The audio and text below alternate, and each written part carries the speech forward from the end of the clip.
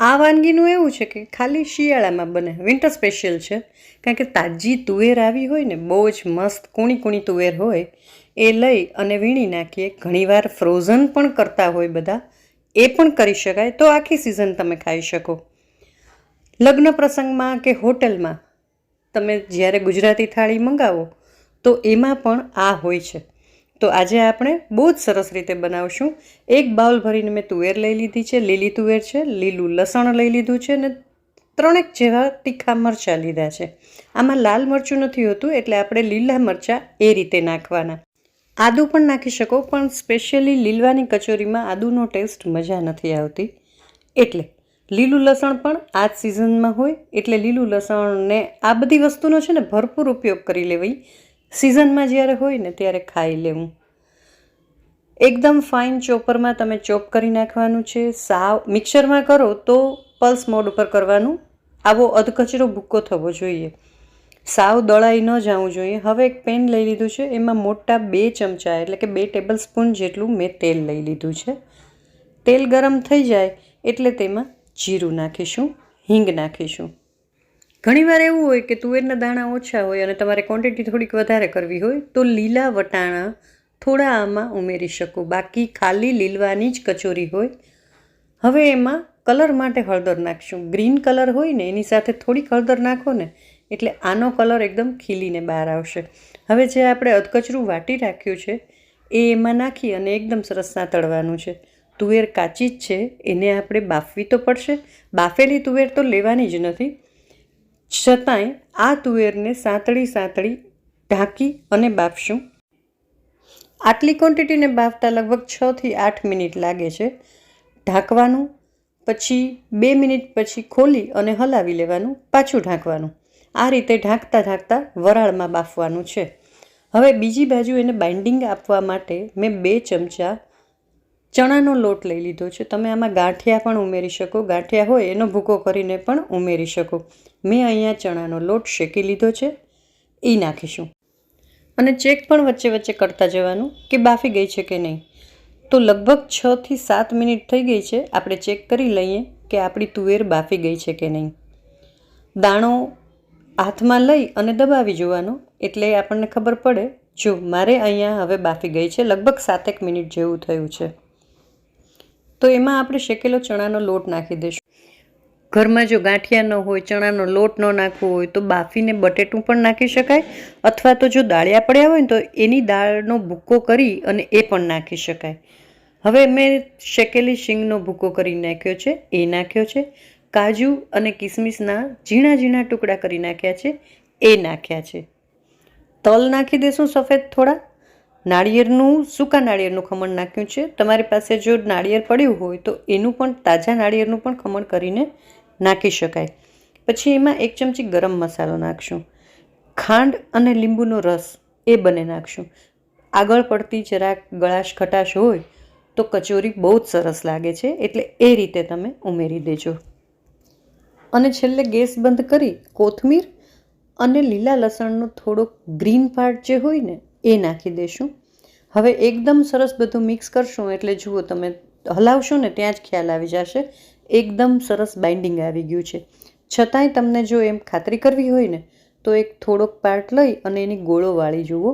એકદમ ફાઇન જો ગોળા વળી જાય, છૂટું ન પડે, બસ એટલે આપણું મિશ્રણ થઈ ગયું.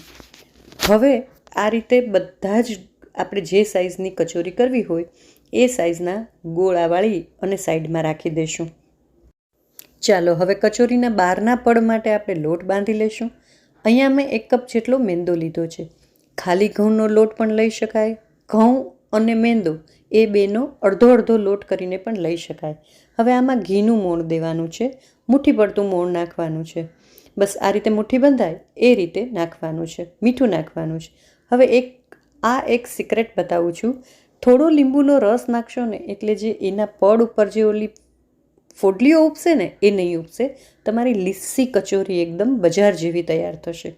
થોડું પાણી ઉમેરતા જઈ સોફ્ટ ડો પ્રિપેર કરવાનો છે, નહીં ઢીલો કે નહીં એકદમ કઠણ.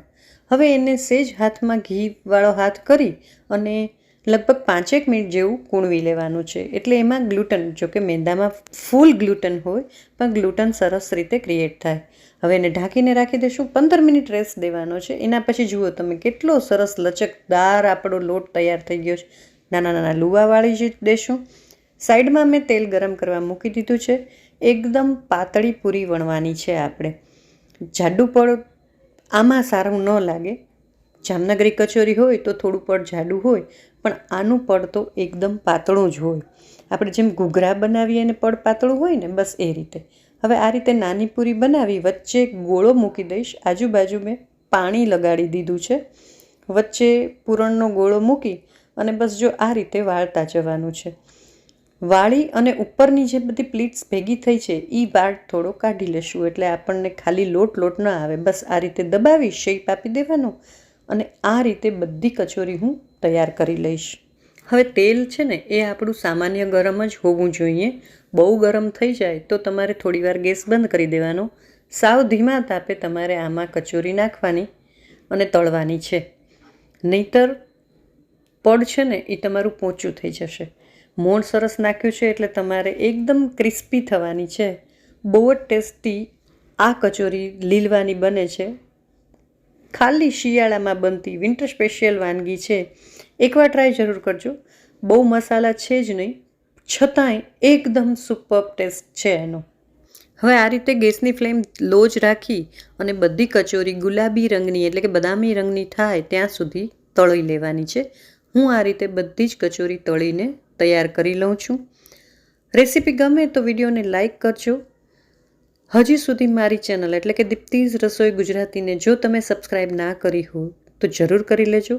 અવનવી વાનગીઓ હું નાખતી જ રહું છું. જોયું તમે કેટલો ધીમો ગેસ છે, એના ઉપર જ હું તળું છું. બસ આ રીતે એકદમ સરસ બદામી રંગ થાય ત્યાં સુધી તળવાની છે. મિત્રો, સબસ્ક્રાઈબ કરવાનું ચૂકતા નહીં. જેમણે કરી લીધો છે એનો દિલથી આભાર. હવે આની સાથે ખજૂર આંબલીની જે ચટણી હોય ને એ પીરસાતી હોય છે. કંદોઈની દુકાને તમે જાઓ ને એટલે એમાં મગજતરીના બી નાખેલા હોય, એ ચટણી તમને મળે. મેં અહીંયા લીલી ચટણી અને ખજૂર આંબલીની ચટણી બંને સાથે પીરસ્યું છે. ચાલો તમને ખોલીને પણ બતાવી દઉં. કેટલો સરસ અંદરથી પણ કચોરીનો કલર છે એ તમે જોઈ શકશો. અને ટેસ્ટમાં તો બેસ્ટ. તો તમે ક્યારે બનાવો છો? શિયાળો ચાલુ થઈ ગયો છે, સરસ મજાની તુવેર મળે છે. એકવાર આ રીતે રેસીપી ટ્રાય જરૂર કરજો. રેસીપી કેવી લાગી કમેન્ટ કરીને જરૂર જણાવશો. એકદમ ટેસ્ટી બની છે. એકવાર ટ્રાય કરજો, તમને ખરેખર મજા પડી જશે. બહારથી લાવવાનું ક્યારેય નામ નહીં લ્યો, એ મારી ગેરંટી છે. ચાલો આજના વિડીયોમાં ફક્ત આટલું જ. Thank you so much.